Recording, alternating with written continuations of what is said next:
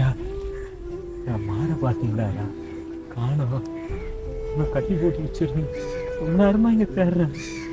இல்லை பார்த்தீங்களா? நாங்களாம் அதெல்லாம் பார்க்கல. நாங்களே கட்டிங்க கண் தேடிங்கிறோம். பெரிய மாடியா, மணி சத்தம் நல்லா கேட்கும். இப்போதான் என் கண்ணு போட்டுச்சு.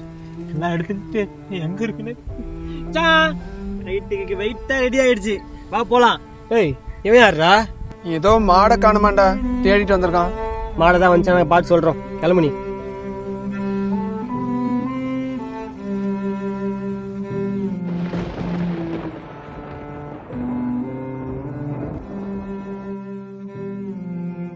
அண்ணா இது என் செல்லம்மா. அது எப்படி உங்கள்கிட்ட வந்தது?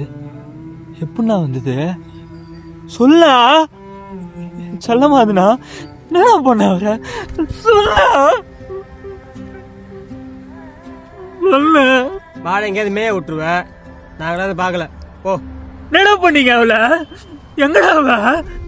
மாடு இருக்கணும் சொல்லுங்கடா. டேய் மாடு இருக்கணும். சொல்லுங்கடா மாடு இருக்கடா.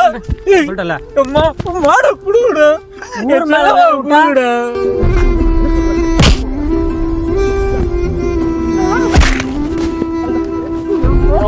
செல்லவா